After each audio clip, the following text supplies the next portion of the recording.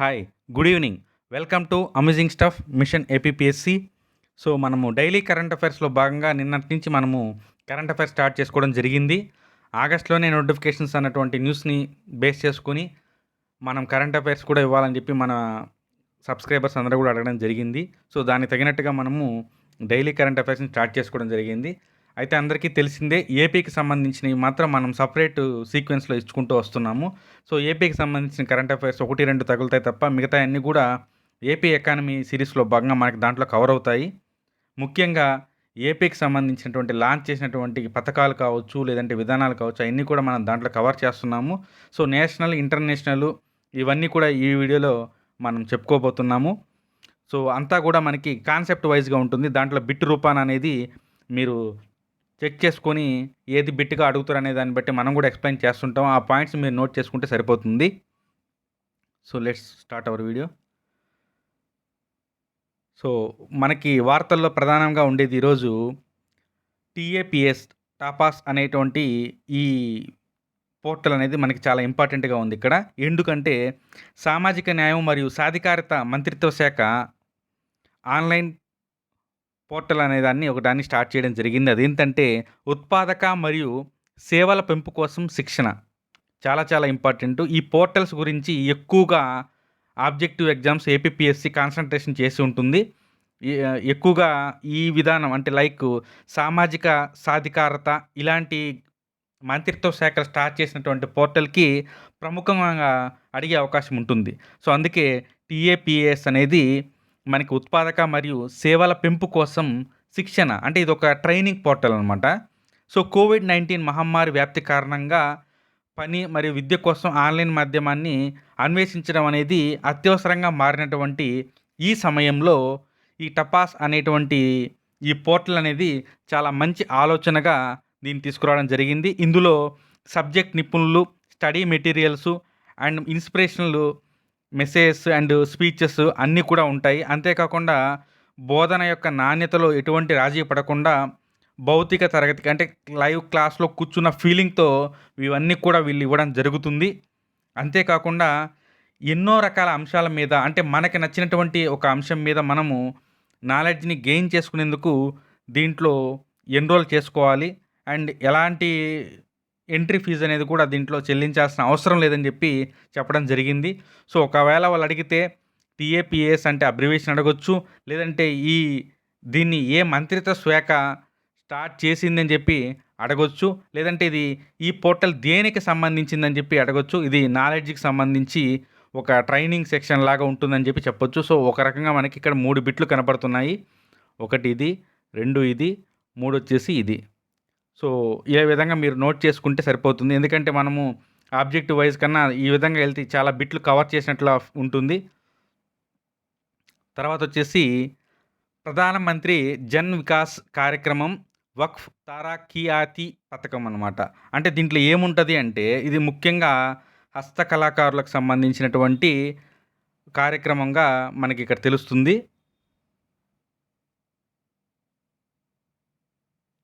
So, 75 Hunar హాత్ ద్వారా 7,50,000 మంది కళాకారులకు, హస్తకళాకారులకు ఉపాధి అవకాశాలని కల్పించే విధంగా కేంద్ర మైనారిటీ వ్యవహారాల మంత్రిత్వ శాఖ లక్ష్యంగా పెట్టుకుంది. సో, ఇక్కడ మనకు ఒక బిట్ వచ్చింది. వక్ఫ్ తారాఖియాతి అనేటువంటి పథకము మరియు ప్రధానమంత్రి జన్ వికాస్ కార్యక్రమం ఇవన్నీ కూడా మనకి కళాకారులు, హస్తకళాకారులకు సంబంధించింది. దీన్ని ఇంప్లిమెంటేషన్ చేస్తున్నటువంటి మంత్రిత్వ శాఖ వచ్చేసి కేంద్ర మైనారిటీ వ్యవహారాల మంత్రిత్వ శాఖ.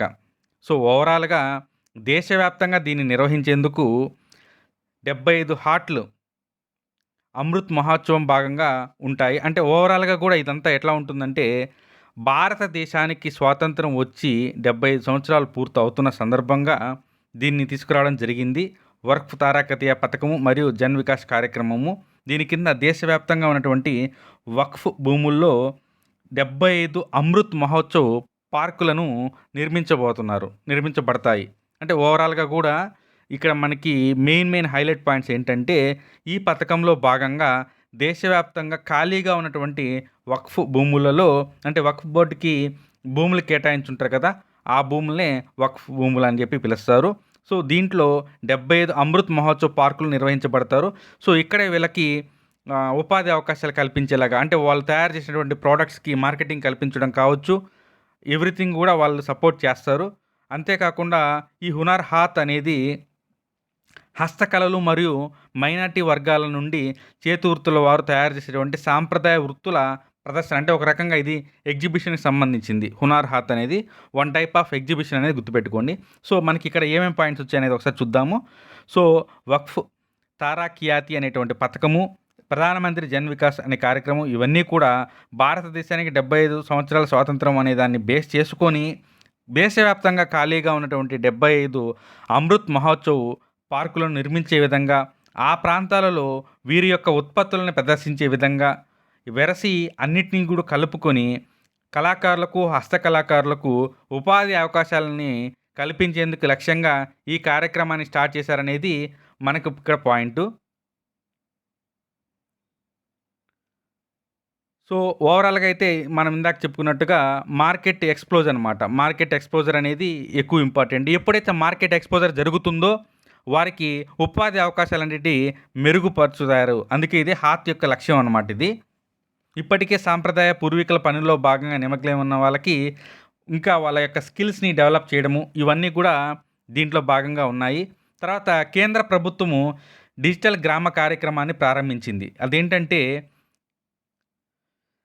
కేంద్ర నైపుణ్యాభివృద్ధి మరియు పారిశ్రామికవేత్త సహాయ మంత్రి రాజీవ్ చంద్రశేఖర్ ప్రకారము భారత్ నెట్ కార్యక్రమం కింద 2024 నాటికి భారతదేశంలోని 6,00,000 గ్రామాలకు ఇంటర్నెట్ కనెక్టివిటీ పొందే విధంగా వీళ్ళు ప్లాన్ చేయడం జరిగింది. ఇక్కడ మనకు క్వశ్చన్ ఏందంటే ఎన్ని లక్షల గ్రామాలు ఏ సంవత్సరము? 6,00,000 గ్రామాలు 2024 లోపల. అయితే ఇప్పటి వరకు బేస్ లైన్స్ ఏమేమి వచ్చున్నాయనేది మనం చూడాలా. అంటే అచీవ్ చేసుకునింది ఏంటనేది మనం ఒకసారి గమనించాలా. సో ఇప్పటిదాకా దాదాపుగా 2.8 లక్షల గ్రామాలకు ఇంటర్నెట్ సౌకర్యాలను కల్పించడం జరిగింది. అంతేకాకుండా ప్రతి ఇంటికి ఇంటర్నెట్ సదుపాయాన్ని అందించడము, అలాగే ప్రతి కుటుంబంలో ప్రతి సభ్యునికి తక్కువ ధరతోనే ఇంటర్నెట్ యాక్సెస్‌ని వాళ్ళకి కల్పించడం ప్రభుత్వ లక్ష్యంగా ఉంది. సో దాంతో పాటుగా వీళ్ళు ఈ డిజిటల్ కార్యక్రమంలో భాగంగా దాదాపుగా ప్రతి జిల్లాలో గ్రామానికి మెరుగైనటువంటి కనెక్టివిటీని అందించేలాగా అంటే గ్రామంలో మనకి హాట్‌స్పాట్స్ ఎట్లనో ఉంటాయో అట్లాగే డిస్ట్రిక్ట్ హెడ్ క్వార్టర్స్‌లో లైక్ రైల్వే స్టేషన్స్‌లో వాటిల్లో అత్యంత వేగవంతమైనటువంటి మొబైల్ నెట్‌ని కల్పించే విధంగా వీళ్ళు ప్లాన్ చేశారు. అయితే యాజ్ ఆఫ్ నౌ మనకి ఈ స్కీమ్‌ని బేస్ చేసుకొని ప్రెజెంట్ రన్ అవుతున్నటువంటి స్కీమ్స్‌ని గాని మనం ఒకసారి చెక్ చేస్తే భారత్ నెట్ ఇనిషియేటివ్ అనేది ఒకటి నెట్ అవుతుంది. తర్వాత జాతీయ ఆప్టికల్ ఫైబర్ నెట్వర్క్ అనేది కూడా ఈ కనెక్టివిటీ భాగంగా అంటే భారత్ నెట్ ఓవరాల్‌గా కూడా భారతదేశం మొత్తం కూడా ఈ రకమైనటువంటి పరిస్థితిని కల్పించే విధంగా వర్క్ చేస్తున్నారు. 2024 6,00,000 గ్రామాలనేది గుర్తుపెట్టుకుంటే సరిపోతుంది. తర్వాత most important topic in economy financial inclusion index. Financial inclusion index. Reserve bank of India August 17న 2021న ఆర్థిక చేరిక సూచి అంటే ఫైనాన్షియల్ ఇన్క్లూజన్ ఇండెక్స్‌ని రూపొందించడం జరిగింది. దీని ద్వారా అసల బేస్ చేసుకొని ఏ రకంగా ఉంది పరిస్థితి అనే దాని గురించి చెక్ చేస్తారు. అంటే ఇది మొదటి ద్వైమాసిక ద్రవ్య విధానంలో భాగంగా దీన్ని వీళ్ళు అనౌన్స్‌మెంట్ చేయడం జరిగింది. ఫైనాన్షియల్ ఇన్క్లూజన్ ఇండెక్స్ అనేది బ్యాంకింగ్, ఇన్సూరెన్స్, పెట్టుబడులు, పోస్టల్ మరియు పెన్షన్ సెక్టార్ మరియు సెక్టోరల్ వైజ్‌గా ప్రభుత్వానికి సంబంధించినటువంటి ప్రతి వివరాలతో కూడినటువంటి ఒక సమగ్ర సూచిక. అంటే బ్యాంకింగ్ రంగంలో పరిస్థితులు ఎలా ఉన్నాయి, ఇన్సూరెన్స్, బీమా విషయంలో, ఇన్వెస్ట్‌మెంట్స్ ఏ విధంగా ఉన్నాయి కోవిడ్ పరిస్థితుల్లో. సో ఓవరాల్‌గా కూడా ఈ కోవిడ్ మహమ్మారి వచ్చాక ఆర్థిక వ్యవస్థ యొక్క పరిస్థితి ఏ విధంగా ఉందనేది ఈ ఫైనాన్షియల్ ఇన్క్లూజివ్ ఇండెక్స్‌లో కూలంకషంగా రావడం జరుగుతుంది. దీంట్లో 0-100 వీళ్ళు రేటింగ్‌గా పెట్టుకొని ఉన్నారు. అందులో 0 వస్తే వరస్ట్ పర్ఫార్మెన్సు, 100 వస్తే చాలా బెటర్‌గా అని చెప్పేసి ఉంటుంది. సో ఫైనాన్షియల్ ఇంక్లూజన్ అంటే పైన మనం చెప్పినటువంటి అన్ని సెక్టార్స్ బ్యాంకింగ్ కావచ్చు, అన్నీ కావచ్చు. ఈ సెక్టార్స్‌లో ఆయా రంగాల్లో వాళ్ళ యొక్క పర్ఫార్మెన్స్ ఏ విధంగా ఉంది అనేది చూజ్ చేసుకొని ఆర్‌బీఐ అనేది ర్యాంకింగ్స్ ఇవ్వడం జరుగుతుంది. తర్వాత మనకి ఆజాదీ కా అమృత్ మహోత్సవం. ఈ సందర్భంగా వచ్చేసి 75 వారాల్లో 75 వందే భారత్ రైళ్లు దేశంలోని వివిధ ప్రాంతాలను కలుపుతాయని చెప్పేసి ప్రధానమంత్రి నరేంద్ర మోదీ ప్రకటించడం జరిగింది. ఆజాదీ కా అమృత్ మహోత్సవం, ఇండిపెండెన్స్ డే 75 ఇయర్స్ దీన్ని చూస్ చేసుకొని చాలా ఇనిషియేటివ్స్ స్టార్ట్ చేయడం జరిగింది. వాటన్నిటిని కలిపి ఒకసారి కూడా డిస్కస్ చేసుకుంటే బెటరు. తర్వాత ప్లాస్టిక్ వ్యర్థాల నిర్వహణ, దీనికి సంబంధించి నిన్న కూడా మనం డిస్కస్ చేసుకోవడం జరిగింది. హైడ్రోజన్ మిషన్ అనే దాన్ని స్టార్ట్ చేయడం జరిగింది. ఏ విధంగా అయితే ప్రొడక్షన్ అండ్ ఎక్స్పోర్ట్స్కి కేంద్రంగా మన దేశం ఉండాలని చెప్పి ఆలోచనతో దాన్ని స్టార్ట్ చేయడం జరిగింది. సో ఈ ప్లాస్టిక్ వ్యర్థాల నిర్వహణకు సంబంధించి కేంద్ర పర్యావరణ మంత్రిత్వ శాఖ కొన్ని నియమ నిబంధనలు చేస్తూ కొన్ని సవరణలు చేసింది. సో 2022 నాటికి తక్కువ వినియోగిస్తూ అధిక చెత్తని తయారు చేసేటువంటి ప్లాస్టిక్ని నిషేధించాలనే ఉద్దేశంతో వీళ్ళు ఒక నోటిఫికేషన్ అనేది ఇవ్వడం జరిగింది. పాలిస్టైరిస్తో విస్తరించి ఉన్నటువంటి కొన్ని థింగ్స్ ఏవైతే ఉన్నాయో అలాంటి సింగిల్ యూజ్ ప్లాస్టిక్ తయారీని అన్నిటినీ కూడా నిషేధించడం అనమాట. దిగుమతి నిషేధిస్తారు, నిల్వ, పంపిణీ, అమ్మకం, వాట్ ఎవర్ ఇట్ ఈజ్. ఈ పాలిస్టైరిస్ అనే పదాన్ని గుర్తుపెట్టుకోవాలి. ఈ పాలిస్టైరిస్ అనేటువంటి సింగిల్ యూజ్డ్ ప్లాస్టిక్ అన్నిటినీ నిషేధించే విధంగా ప్లాస్టిక్ వ్యర్థ నిర్వహణ నియమాలని కేంద్ర ప్రభుత్వం సవరించడం జరిగింది. పాలిస్టైరిస్ దీన్ని గుర్తుపెట్టుకోవాలి. దీని తర్వాత వచ్చేసి డిపిఐఐటి పరిశ్రమ మరియు అంతర్గత వాణిజ్య ప్రోత్సాహక విభాగం వాళ్ళు ఒక కొత్త ఇనిషియేటివ్ తీసుకురావడం జరిగింది. అదేంటంటే open network for digital commerce, ONDC, open network for digital commerce. అంటే ఇది one type of payment gateway అని చెప్పి చెప్పుకోవచ్చు. అసలు దీని గురించి ఒకసారి చూద్దాము ఓవరాల్గా. Open network for digital commerce చొరవ సమీక్ష కోసము కేంద్ర వాణిజ్య మరియు పరిశ్రమల శాఖ మంత్రి ఒక అధ్యక్షతన ఒక సమావేశం జరిగింది. దాంట్లో ఏంటంటే ONDC అనేది డిజిటల్ వాణిజ్యాన్ని ప్రజాస్వామ్యపరం చేయడము, అంటే మెంబర్స్ అందరూ కూడా దీంట్లో ఇన్వాల్వ్ అయ్యే విధంగా చేయడము, ప్లాట్ఫారం సెంట్రిక్ మోడల్ నుంచి ఓపెన్ నెట్వర్క్కి మారడం. అంటే ఓపెన్ నెట్వర్క్ అంటే ఎక్కువ మంది పార్టిసిపేషన్ చేస్తే దాని యొక్క ఇది అనేది పెరుగుతూ ఉంటుంది. సో ఆ లక్ష్యంగా ప్రపంచవ్యాప్తంగా మన దేశంలో ఇది ప్రారంభం అనేది చాలా మొట్టమొదటి చొరవగా చెప్తున్నారు, ఇనిషియేటివ్గా చెప్పుకుంటున్నారు. అసలు ఏంటి దీని గురించి అని కానీ మనం పరిశీలిస్తే UPI అనేది డిజిటల్ చెల్లింపులకు సంబంధించిన డొమైను. అదే ONDC అంటే ఏంటంటే భారతదేశంలో ఇది కామర్స్ కోసం వచ్చేటువంటి ఇది. సో ONDC కొనుగోలుదారులు మరియు విక్రేతలు డిజిటల్గా కనిపించేలా ఓపెన్ నెట్వర్క్ ద్వారా లావాదేవీలని ప్రారంభిస్తారు. వారు ఏ ప్లాట్ఫామ్, ఏ అప్లికేషన్ ఉపయోగించినా సరే ఇబ్బంది ఏం లేదు. ONDCకి సంబంధించి కొనేవాళ్ళు, అమ్మేవాళ్ళు అందరికీ కూడా ఒక ఓపెన్ నెట్వర్క్ ద్వారా వీళ్ళు యొక్క ట్రాన్సాక్షన్స్ అనేటివి చేస్తారు.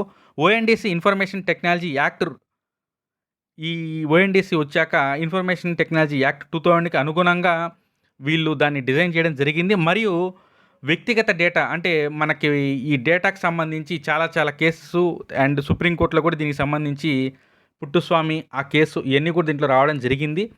సో డేటా చోరీకి సంబంధించి, డేటా ప్రైవసీకి సంబంధించి ఎక్కువగా చర్చ జరుగుతున్న సమయంలో ఈ ONDC అనేది ఆయా బిల్లు యొక్క నియమ నిబంధనలను ఉల్లంఘించకుండా డేటా చోరీకి వ్యతిరేకంగానే దీన్ని డిజైన్ చేయడం జరిగిందని చెప్పేసి మనకి ఈ వాణిజ్య అంతర్గత పరిశ్రమ శాఖ విభాగం చెప్పడం జరిగింది.